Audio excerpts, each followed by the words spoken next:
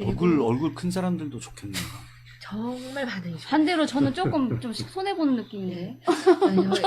저희가 그래서 우리 이은미 관장님 같은 분을 위해서 저희가 중형을 지금 준비 중이고요. 그러면 맞아요.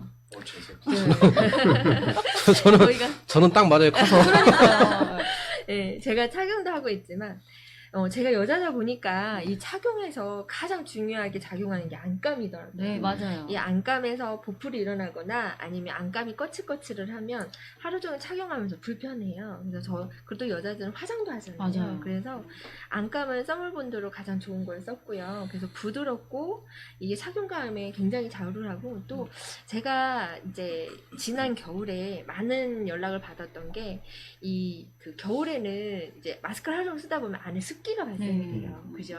근데 그게 이 안감에서 잘못 쓰면 이 습기가 안에서 물이 흐를 정도의 습기가 발생이 됐어요. 근데 저희는 안감을 너무 제가 제일 중요하게 귓근하고 안감을 많이 신경을 썼는데, 그래서 습기가 안 발생이 되지 않고 하루 종일, 그러니까 저희 엄마가 등산을 좋아하시는데 산을 마스크를 쓰고 산을 등산을 해도 발생되지 않을 정도로 겨울에 그런 피드백을 많이 받았고요.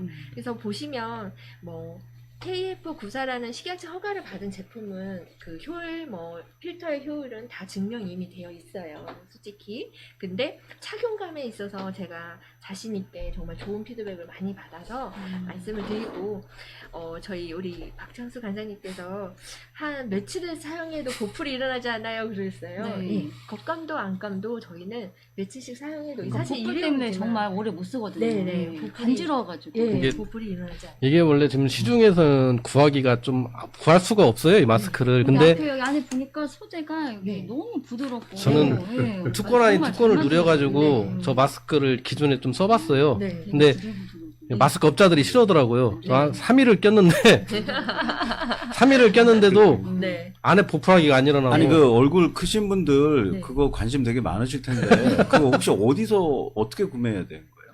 저희가 현재까지는 사실 일반 판매는 저희가 안 했고요. 저희가 이제 제조업이다 보니까 이제 기관에서 또는 사업자에서 이제 사간을 구매하시고 저희가 일반 판매는 사실 안 했고, 최근에 네이버 라이브 쇼핑 해가지고 저희가 항상 방송을 하면서 이제 인터넷으로 이제 저희가 구매하신 분들한테 개별적으로 팔아봤는데요. 개인에겐 사실은 판매는 안 했어요. 그리고 그래서 이제 말씀하신 대로 저희 마스크가 구하기가 어렵다는 말씀이 그 말씀이시고요. 또 이제 정말 호응이 좋았던 게 지금 계속 이야기해 주시는데, 얼굴 크신 남성분들이 정말로 좋아했어요. 접니다. 그러니까요. 정말 딱 맞을 것 같아요. 그리고 또 제가 아는 그 미국 군인이 계시는데 그런 분들도 너무 좋아하시더라고요. 왜냐하면 많이 착용감에 있어서 크다 보니까 그 안정감 있게 가려주잖아요. 그래서 정말 인기가 많았는데, 아직까지 사실 저희가 개인 판매는 안 했고요. 이제 저희가 이제 개인 판매를 위한 준비가 이제 됐어요. 그러면은 대충 납품되는 기관이 보통 어떤 기관인지 주로? 저희가 이제까지 납품한 기간은 이렇게 말씀드려도 되겠는지 모르겠는데, 저희는 주로 공공기관이나 지자체, 정부 기관이었고요. 한정되어 있겠네요. 네. 그리고 또 이제 인터넷 판매는 한번 시도는 해봤는데 사실 저희 마스크가 그 일반 기업의 마스크보다 좀 비싸요. 장애인 생산품이다 보니까. 그래서 인터넷 판매에 좀 실패를 했어요. 근데 공공기관이나 지자체나 또는 감사원, 적십자 이런 기관들에서는 어떤 사회적인 약자들을 고용한 기업이기 때문에, 사회적 기업이기 때문에 저희가 좀 구매를 해주시거든요. 그래서 저희의 주요 매출처는 그 공공기관입니다. 그 군산에 자연드림이라는 곳이 있잖아요. 거기 협동조합이잖아요. 네, 맞아요. 여기는 제조업체다 보면 거기는 판매업체잖아요.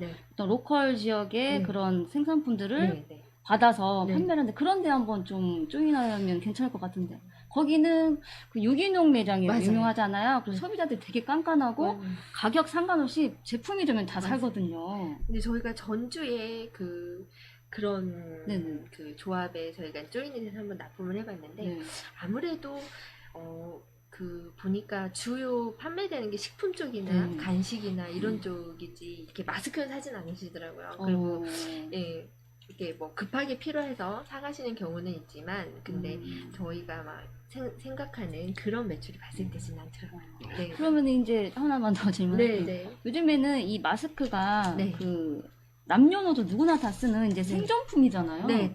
그러면 거기서 이제 품질 좋은 그런 네. 착용감도 좋고 네. 이 어떤 원단도 좋고 네. 이런 자재를 쓰는데 조금 더 한 단계 업해서 패션을 또 한번 가잖아요. 네. 요즘에 그것까지 생각을 하니 네. 마스크도 이렇게 뭐 핑크톤 맞아요. 이런 컬러를 조금 맞아요. 더 넣으면 어떨까 해서 생산성 높이면 어때요? 저희가 지금 그 준비를 네. 저희 이사님들과 계속 하고는 있어요. 근데 이 색깔 마스크가 식약청 허가를 받는데 굉장히 어려워요. 네, 그래서 지금 많은 분들이 잘 모르시는데 그냥 공산품이라고 하죠. 보건용 마스크가 아니라 거의 색깔 마스크들이 화학물질들이 첨가되니까 예, 이것이 이제 까다로운 색소 예, 때문에 그죠. 근데 검정색 마스크까지는 그래도 허가를 많이 받기 용이한데 네, 색깔 마스크도 요즘에 저도 알아요. 저는 제가 만든다면 베이지하고 와인색을 만들고 싶더라고요. 그래가지고 저도 관심을 많이 갖고 있어요. 근데 그게 식약청 허가에 굉장히 까다롭고 또 이제 저희 같은 경우에는 조금 기업이 이제 사회복지 시설이잖아요. 그러다 보니까 자금이나 이런 부분들 충분치는 않아요. 근데 그런 제품이 다양해지려면 그에 따르는 기계나 이런 부분들이 다 필요한 부분들이 있어서 사실 저희가 만들고 싶은 마음은 많지만 아직 거기까지는 여력이 안 됐어요. 네. 제가 속물이라고 했는데 저보다 더해. 돈 얘기 나오니까 다들 막 눈에 불을 켜죠. 저는 이제 거꾸로 우리 오 국장님한테 물어보고 싶은 게 과연 그렇다면 아까 그 대표님께서 말씀하신 것처럼 이 장애 업체와 일반 기업과의 차이점이 있고 생산 물량도 안 나오고 그리고 장애 가지신 분들이 작업할 수 있는 공간도 얼마 안 되잖아요. 그렇다면은 관공서나 이런 부분에 납품을 해야만이 이분들이 자립심도 생기고 혼자 독립적으로 무엇인가를 할 수가 있고 매출도 나오는데 그렇다면은 정책적으로 이런 부분에 대해서 접근할 수 있는 방법은 없나요? 이분들한테 뭔가 나라에서도 그렇고 좀 이 나라 저희 대한민국을 움직일 수 있는 그런 1% 그 안에 들어있는 사람들이 이분들한테 뭔가 해줄 수 있는 뭔가 있지 않을까? 그게 이제 그 범위가 교육으로 한정해 보자면 교육에서 거기까지 책임지기는 솔직히 좀 한계가 있고요. 예. 그러니까 장애인권 교육에서 핵심은 비장애 학생들이나 일반인들 대상으로 했을 때는 이해와 공감, 그러니까 장애 인식 개선하는 것과 함께 살아가는 세상이라는 감성을 키워주는 것. 그리고 두 번째는 자립자활의 기반을 만들어줄 수 있는 시스템. 이게 이제 교육기관이 하는 일일 테고 또 교육행정의 영역으로서 학교나 지역교육청은 장애인에 대한 고용률을 높이거나 장애 그 사회적 협동조합 같은 생산품을 같이 지역사회에서 소비하는 방식으로 그 할 수 있지 않을까라고 생각을 좀 하는데요. 그래서 이제 예를 들면 교육청 같은 경우는 현재 전북교육청과 뭐 대부분의 시도교육청이 비슷하지만 기본적인 그 자격증 취득 장애 학생들이 직접 대상을 했을 때는 자격증 취득 과정을 운영한다든지 또는 업체하고 조인해서 연계해서 고용협약을 체결한다든지 또는 그 직고용을 한다든지 이런 거가 많이 하는 편인데요. 근데 문제는 제가 볼 때는 그 물건을 사는 건 별로 그 품위 들과는 어렵지 않을 거라고 생각해요. 그런 문제는 고용을 창출할 수 있는가. 맞아요. 소비력의 문제가 아니고 고용률의 문제이거든요. 그런 시스템이 잘 네. 체계화되어야 이게 그렇죠. 딱 연계가 되죠. 예를 들면 그 전라북도 같은 경우가 교육청이 현재 장애인 교육청 소속 기관들의 장애인 고용률이 전국에서 좀 낮은 편이거든요.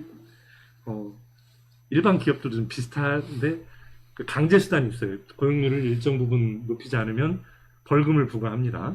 근데 그 아주 거칠게 표현해 보면 벌금 내는 게 더 싼 거야. 차라리 벌금 내고 말지 그렇죠. 채용했을 때 그 거기에 따르는 뭔가 비용들이나 이런 게 더 네. 만만치 않은 거죠. 네. 그래서 그러다 보니 고용률이 좀 낮게 나오는 이것에 대한 본질적인 해결책을 함께 고민하지 않고 단순히 소비에만 그 촉진한다면 그건 교육기관이 할 일은 아니라고 보여요. 그래서 본질적으로 아이들에게 미래의 그 노동자가 될 또는 사업가가 될 아이들에게 또 교육행정이 보여줘야 하는 모습은 본질적인 문제에 선착하는 고용률을 높이기 위한 다양한 맞아요. 시도, 그리고 지자체와 협력, 이 방식이 훨씬 더 교육적이고 미래지향적이지 않은가. 그러니까 그게 네, 맞아요. 예, 죄송해요. 그게 자립자활을 도울 수 있는 길인 거다. 본질적으로. 네, 그런 생각을 좀 하고 있습니다. 그러니까 저 같은 경우도 이렇게 아이들을 가르치다 보면 금방 아이들은 크잖아요. 중고등학생이 금방 되더라고요. 얘가 이제 초등학교 졸업했는데 몇 년 있으니까 거의 졸업을 하게 생긴 거죠. 고등학교를. 그런데 얘네 사회에서 경제활동을 무엇을 할 수 있지? 걱정을 많이 하게 네, 되거든요. 맞아요. 가장 큰 문제죠. 너무 안타깝고 아까 선천적인 것보다 후천적인 장애가 많다고 했는데 이미 그런 것들이 체계적으로 잘 구축이 되었다라면 아주 안전하게 아이들이 어떤 큰 시행착오 없이 잘 어떤 사회에서 자립할 수 있을 때까지 이게 진행이 될 텐데 그런 것들이 자유롭지 못하니까 아이들이 코너에 몰리는 듯한 그런 느낌을 받거든요, 사실. 이게 이제 저 국장님 말씀대로 제가 이제 질문하는 부분 전에 한번 저희 교사무에서 행사 때 장애인 부모님들과 대화를 한 적이 있어요. 근데 그 부모님이 말씀하실 때 제가 가슴에 와닿았던 부분이 뭐였냐면은 부모가 먼저 알았으면은 내 자식을 장애인을 안 만들었을 거라는 얘기를 하시더라고요. 왜? 내가 몰라서 장애인을 만들었다라는 거야. 어쨌든 후천적이든 선천적이든 그런 중요한 건 아니고 그렇다면은 제가 이제 질문은 어차피 이제 교육 쪽으로 말씀을 드리자면은 저는 아이들 장애인들한테 뭐 자격증 뭐 요구고 이런 것도 솔직히 안 맞는다고 생각은 해요. 저는 조금 극단적으로 말씀드리면 장애인이면 다 같은 장애인이면 그냥 중증이나 이런 분들은 솔직히 가르친다는 것 자체가 힘들잖아요. 그렇다면 발달장애나 그러면은 그분들이 할 수 있는 일을 만들어서 찾아서 해줘야 되는 게 나라의 역할이라고 저는 생각을 하거든요. 그게 정치인들의 역할이다. 그렇다면은 교육의 역할은 뭐냐? 그런 아이들을 지대로란다 또 제대로 가르칠 수 있는 선생님들을 많이 만들고 그렇죠. 부모들에게 같이 교육을 시킬 수 있는 그러한 교육적인 특혜라고 할 수 있죠. 그런 걸 만들 수 있지는 않을까요? 그 장애를 바라보는 시선, 네. 사회적 소수자, 사회적 약자를 바라보는 시선에서 이건 이제 사회적이거나 자연적 우연성에 의해서 발생하는 거거든요. 그렇죠.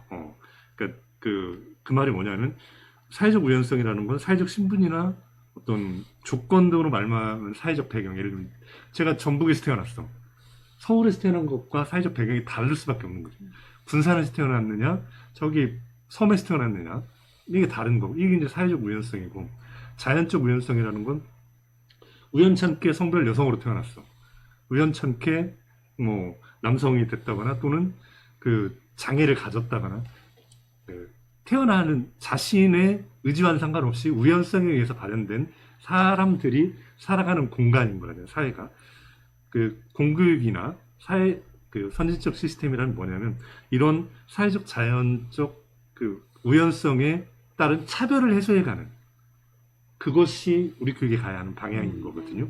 그렇다고 했을 때 이 차별을 해소하는 방식은 다양해요. 예를 들면 다문화에게 차별을 해소하는 방식, 여성에게 차별을 해소하는 방식, 특히 장애에게 차별을 해소하는 방식, 특히 장애는 좀 복잡한 영역인 게 장애의 종류가 다양하고 정도가 다양하기 때문에 그에 따른 맞춤형의 정책들을 디테일하게 세워나가지 않으면 정말 힘들거든요. 근데 이제 그래서 이렇게 사회복지사님처럼 장애를 당사자들이 정책을 좀 만들어내고 그들이 좀 집행해가는 형식의 시스템을 만들어가는 것이 중요할 거고 우연성을 배제하기 위한 노력, 즉 비장애인들이 장애의 정책을 만들어내는 것에 한계가 있어요. 실제로 제가 잘 몰라요. 돼보지 않았으니까. 네, 그런 점에서 그 당사자들이 주한 정책에 입안하게 하고 하는 것이 그러면 조금 더 친밀하게 나아갈 수 있지 않을까. 그건 고용의 문제에 있어서 소비의 문제에 있어서 자립자활의 문제에 있어서 좀 더 한 발 좀 나아설 수 있지 않을까라는 생각을 하고요. 하나만 더 말씀드리면 네. 현재 이제 전북 미래교육연구소에서 장애인권 관련해서 특히 이제 소비 얘기를 하셨으니까 고민하고 있는 것 중에 하나가 전북에 에듀몰을 좀 만들 필요가 있겠다는 생각을 해요. 에듀몰. 에듀몰. 에듀몰. 네, 그래서 지역에서 학교에서 입찰 같은 걸 많이 하잖아요. 네. 학교에서도 많이 물건을 사고 네. 그럴 때 가능하면 사회적 기업 우선 또는 지역 생산업체 우선 이렇게 그런 데서 우선하게 해서 그 에듀몰을 교육청에 직영하든지 자회사를 주든지 해서 에듀몰을 통해서 그 구입할 수 있게 그런 거기서 나오는 수익금을 다시 환원하거나 어이구, 또는 지역사회에다가 환원하면. 아동 청소년 수당으로 지급하거나 이런 방식으로 지역 경제를 선순환할 수 있는 시스템을 만들어가는 것도 복무할 수 있는 지점이지 않을까 그런 제안을 좀 하고 있는 중입니다.